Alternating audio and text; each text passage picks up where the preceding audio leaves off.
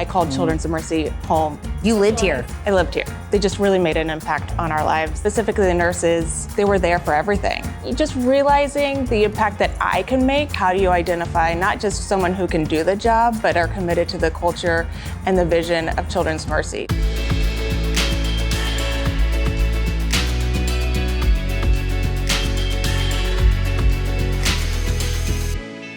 Hello, everyone. I'm Stephanie Meyer, the Chief Nursing Officer, and I'd like to welcome you to Storytime with Steph. As you know, we are embarking on our journey to success, and that is our magnet journey to our 6th designation as a pediatric independent children's hospital. As we've gone on this journey, I'm here talking with different members of our team that have helped us make this goal possible. And today I have the pleasure of meeting with Anna Knobloch. Anna is our Director of Talent Acquisition and Human Resources and has a unique story and relationship with Children's Mercy that I'm excited for her to tell us. So thanks, Anna, for being here. Well, thank you for having me. I'm excited to share my story. Absolutely. Why don't you tell us a little bit about how you got to Children's Mercy or your first encounter with us? Yeah, so my daughter at 15 months was diagnosed with acute myeloid leukemia. We were on vacation in Colorado, and she stopped eating and drinking and didn't have any wet diapers. So we immediately came home, and our pediatrician sent us directly here to the ED at Adele Hall, where she was diagnosed. We were admitted to Fort Henson and started our journey. We lived, I called Children's Mercy home because we were admitted weeks and sometimes months at a time. So I would eat, sleep, shower, socialize. I lived here. Yeah. What about that particular journey, because I know it was a tough one and a long one, brought you back to Children's Mercy for your current role as head of our talent acquisition team? We were impacted by the staff here. It made a terrible experience. I would hate to say enjoyable, but tolerable. The staff, specifically the nurses, they were there for everything. They were taking care of my daughter, they were treating her, they were playing with her, and they were there for me. Like whether I wanted to talk about whatever was the latest TV show, or they really helped me understand what CBC meant, what all those jargon is, all the things. They just really made an impact on our lives and our experience here. So at some point I knew I wanted to come back and give back in a way. I'm not clinical by any means, but that really made it an impact on my life.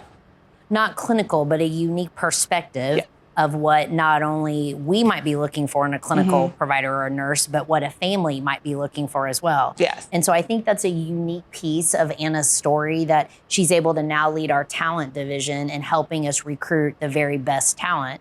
You've experienced that on the other side and have a unique perspective for what we're looking for. Yeah, I would also say it's not even just the nurses that impact patients and their families. It's everyone from the registration, child life services, EVS, they would come in and clean, our rooms regularly, and they got to know my daughter as well. And she just thought everyone was here to play with her. Yeah. She didn't know she was sick. Which is the best part about pediatrics. All these people were here to push her around in a wagon or take her to the playroom or bring her books, and the gifts that we got from, all the donors. It's just, she thought this was the best place to be. Took her home and she got bored. She was like, can we go back? I was like, good news is we're going. What do you find most rewarding about your current job with us?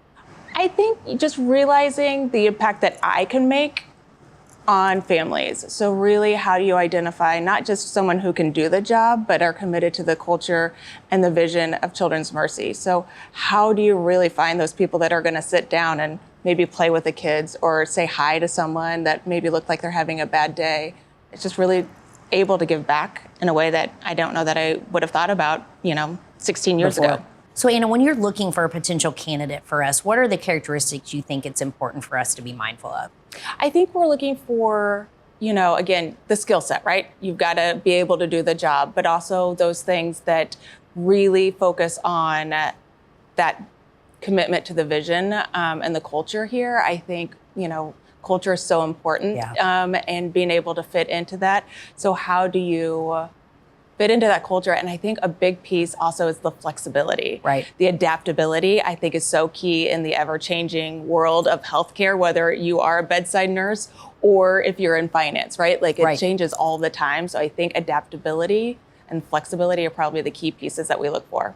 The one thing I love about you and partnering with you as well is you know that we're looking for the human aspect and the element of being in the moment with the family and being able to relate to them as a person on top of all the skills that you talked about, right? That their ability to have a relationship with them is important because what we're doing here is life-changing for people. So I appreciate that you always are watching for that. What else would you want all of our team and everybody who's watching to know about you and your family? Oh my goodness. I now have 2 boys. They are 11 and 13 and they keep me very busy. And, although they never met their sister, she's a constant in our life. We talk about her. We talk about Children's Mercy. They're very proud that I work at Children's Mercy. They think it's really cool. They want to come to the hospital. And I'm like, well, I don't know about that. Oh, we can arrange that. We can arrange that.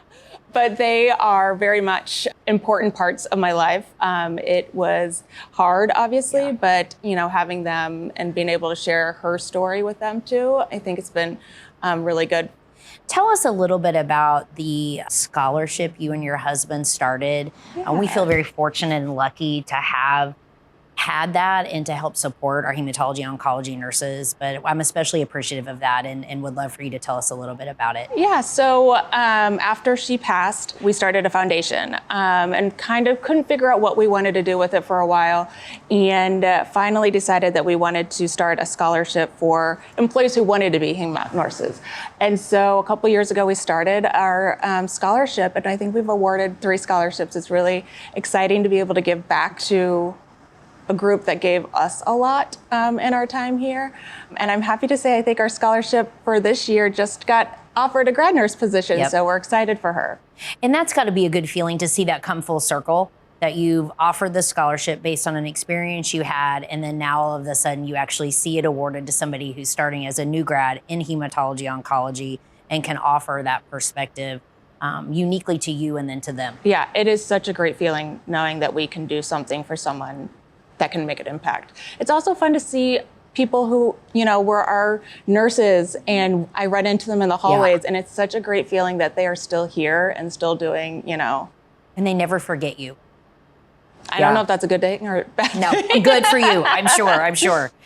What else would you want us to share? What else would you want to share about your experience with Morgan and anything else you think is important for us to know? I think just even the little things. Again, it's not necessarily just the care that is given. It's the ability to sit down. We had a scenario when she was really sick and I was meeting with a doctor and I didn't know what he was talking about. Like, again, going back, my only exposure to a clinical setting or a hospital was Grey's Anatomy. Yeah. So and we all know that's probably not reality. So a nurse sat down with us in a meeting with a doctor and really helped me understand what that doctor was saying, and B, also the decisions that we were going to have to make. And she made it easy to understand. So really, how do you identify a staff, even, like I said, from all levels and all roles that really care about these patients and their families? Yeah, so that we have staff that are here that what they're doing is bigger than themselves and that they understand the impact they have on day-to-day activities for a parent, no matter where they're interacting with them. Yes. Well, thank you for being here with us today. I want to thank Anna and thank everybody for watching Storytime with Steph. This has been a great session with Anna, and we're so very thankful to she and her family for sharing their journey with us. Thank you. Thank you, Steph.